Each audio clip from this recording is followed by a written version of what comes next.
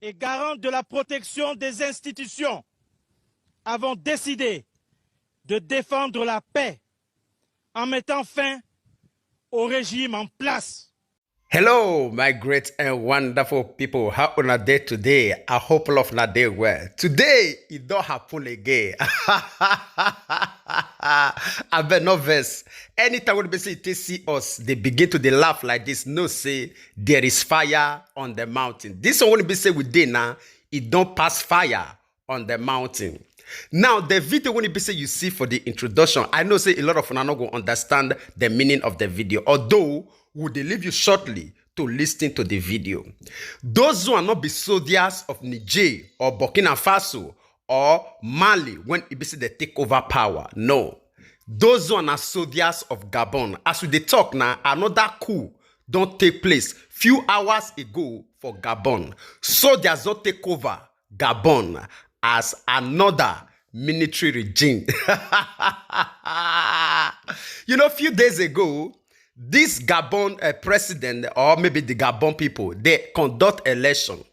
And the president, when they say they get before, don't rule 2 terms. Now, he also imposed himself for the 3rd term for the people of Gabon. Now, in so Javeso, they come outside just like as it happened for Nigeria during this very 2023 general election, when INEC imposed Tinibu upon each and every one of us. Now, in so they say it not go happen for their own eyes. Now, they don't take over power. Echo what they talk about the one of Niger. Another one don't bust out for Gabon. Tinibu, you get many things for. All right. Before we leave you to watch the video, although they speak for French, and I will beg you, say, make you pay attention to the write-up for the video so that you will understand the whole details of this speech, although it is very short. And before then, may we quickly do small reading so that you comprehend what will lead to this military takeover for Gabon before we bring you the video. And again, don't forget to help us like this video, because the more you like this video, the more YouTube they recommend them to people. Now their own policy now be that very one. So that video like this will feel reach Bola Tinubu and every other African leaders. May that they watch their back. Or else, waiting they happen now, very soon, it will play out before their very eyes. That one I promise. All right, the title of this one talks, say, Gabon Coup, army officers announce power takeover. That they talk about the one when they say it happened to hand. Another one they happen to the leg. All right, maybe we do small reading. And as we put our hand deep for inside this matter, they can make us understand, say, today, when it be August 30th, 2023, military officers for oil producing Gabon say they don't seize power for inside the country on Wednesday, and they don't put the president, when it be say in name na Ali Bongo, under house arrest. After it be say it don't happen, say the Central African States Election Body, the body when it be say it deregulate election just like INEC for inside this country, announce say the president when in name na Ali Bongo win for the 3rd term.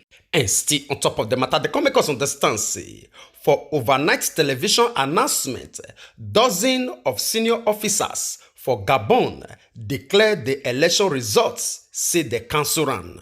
And because of that one, they close border and also all the institutions when it be say it did for inside the country, they dissolve them. And the thought say, as we talk right now, they stand to represent all Gabon security and defense forces.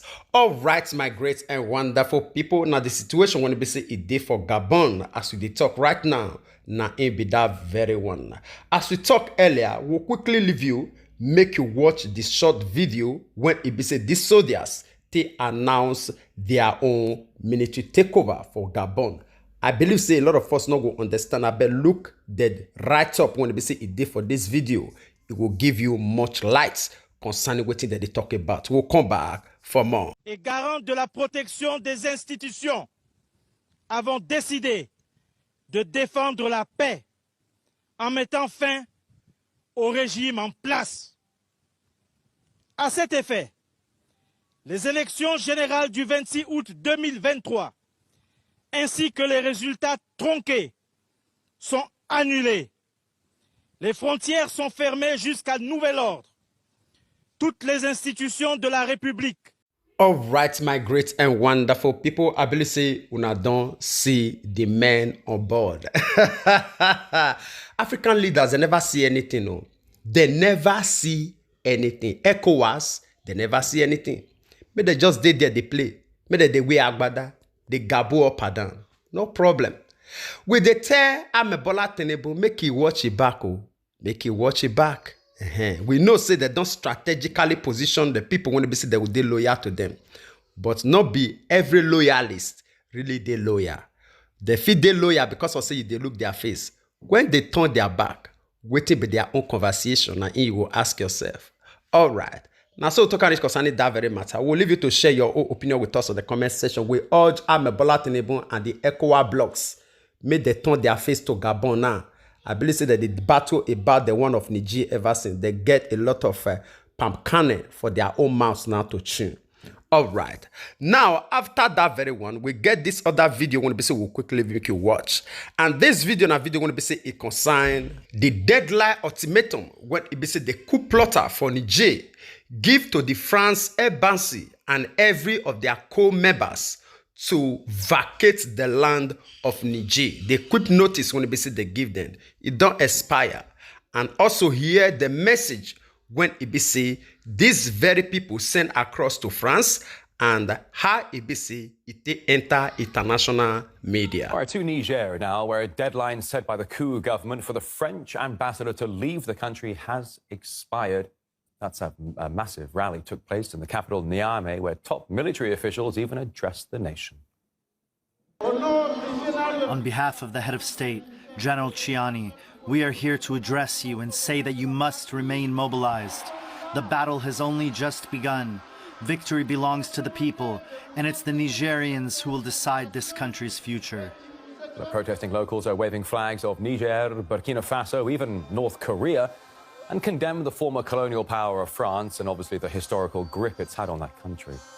Meanwhile, local media reports claim the coup government's cut power and water to the French embassy, and if the diplomats still refuse to leave, they will be evicted by force. The people are the sole masters of their destiny. We're going to cut off the water and electricity to the French embassy. Nobody's going to supply them with anything. Nobody's going to sell them anything. If it's a war posture they want, then we are going to go to war. Today it is with dismay that we see the French embassy refuses to fulfill a notification from a sovereign country. We are simply dismayed. In my humble opinion, I do not think that force can have its interests here. Those people entrenched in their positions through all the devious plots they are making left and right are against Niger and its people. First of all, French citizens are not Nigerians. A Nigerian cannot call himself French. I don't see the point for the French ambassador or for France to insist on staying in our country. We understand that France's survival is at stake, but since we don't want them, they have to leave. We can't impose ourselves onto their country, so they won't be able to do so either. The days of slavery are over. All right, my great and wonderful people. I believe say una see the way when it be say this France, they prove stubborn for country when it be say it not be their own. For continent when it be say it not be their own.